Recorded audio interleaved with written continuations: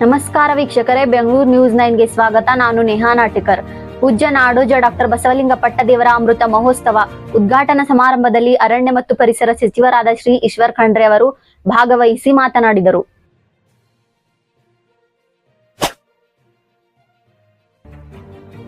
ಭಾಲ್ಕಿಯಲ್ಲಿ ಇಂದು ಧಾರ್ಮಿಕ ಹಾಗೂ ಸಮಾಜಮುಖಿ ಚಟುವಟಿಕೆಗಳಿಗೆ ಸ್ಫೂರ್ತಿದಾಯಕ ಘಟನೆಯೊಂದು ನಡೆಯಿತು. ಪೂಜ್ಯ ನಾಡೋಜ ಡಾಕ್ಟರ್ ಬಸವಲಿಂಗ ಪಟ್ಟದೇವರ ಅಮೃತ ಮಹೋತ್ಸವ ಉದ್ಘಾಟನಾ ಸಮಾರಂಭದಲ್ಲಿ ಅರಣ್ಯ ಮತ್ತು ಪರಿಸರ ಸಚಿವರಾದ ಶ್ರೀ ಈಶ್ವರ ಖಂಡ್ರೆ ಅವರು ಭಾಗವಹಿಸಿ ಮಹತ್ವದ ಸಂದೇಶವನ್ನು ನೀಡಿದರು. ಭಾಲ್ಕಿ ಹಿರೇಮಠದಲ್ಲಿ ನಡೆದ ಡಾಕ್ಟರ್ ಬಸವಲಿಂಗ ಪಟ್ಟದೇವರ ಅಮೃತ ಮಹೋತ್ಸವ ಕಾರ್ಯಕ್ರಮಕ್ಕೆ ಸಾವಿರಾರು ಬಸವ ಭಕ್ತರು ಹಾಗೂ ಗಣ್ಯರು ಆಗಮಿಸಿ ಭಾಗವಹಿಸಿದರು. ಈ ಸಂದರ್ಭದಲ್ಲಿ ಮಾತನಾಡಿದ ಸಚಿವ ಈಶ್ವರ ಖಂಡ್ರೆ ಅವರು, ಡಾಕ್ಟರ್ ಬಸವಲಿಂಗ ಪಟ್ಟದೇವರು ಗಡಿಭಾಗದಲ್ಲಿ ನಿರ್ಗತಿಕರು, ನಿರಾಶ್ರಿತರು ಹಾಗೂ ಬಡ ಮಕ್ಕಳಿಗೆ ಅನ್ನ, ಆಶ್ರಯ ಮತ್ತು ಅಕ್ಷರದಾನ ನೀಡುತ್ತಾ ಮಾನವೀಯತೆಯ ಮೌಲ್ಯಗಳನ್ನು ಜೀವಂತವಾಗಿರಿಸಿದ್ದಾರೆ. ಅವರ ಸೇವಾ ತ್ಯಾಗ, ಸರಳತೆ ಹಾಗೂ ಸಮಾಜಮುಖಿ ಕಾರ್ಯಗಳು ಇಡೀ ಸಮಾಜಕ್ಕೆ ಮಾರ್ಗದರ್ಶಕವಾಗಿವೆ. ಅವರ ಜೀವನ ಪ್ರತಿಯೊಬ್ಬರಿಗೂ ಪ್ರೇರಣೆಯ ದೀಪವಾಗಿದೆ ಎಂದು ಹೇಳಿದರು.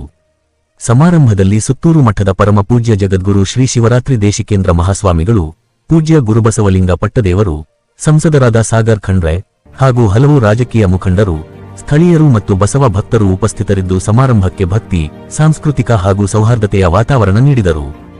ಡಾಕ್ಟರ್ ಬಸವಲಿಂಗ ಪಟ್ಟದೇವರ ಅಮೃತ ಮಹೋತ್ಸವ ಉದ್ಘಾಟನಾ ಸಮಾರಂಭವು ಧರ್ಮ ಸಮಾಜ ಸೇವೆಯ ಮಿಶ್ರಣವಾಗಿದ್ದು, ಬಸವಣ್ಣನವರ ತತ್ವಗಳನ್ನು ಜನಮನಕ್ಕೆ ತಲುಪಿಸುವ ಮಹತ್ವದ ಹೆಜ್ಜೆಯಾಗಿದೆ.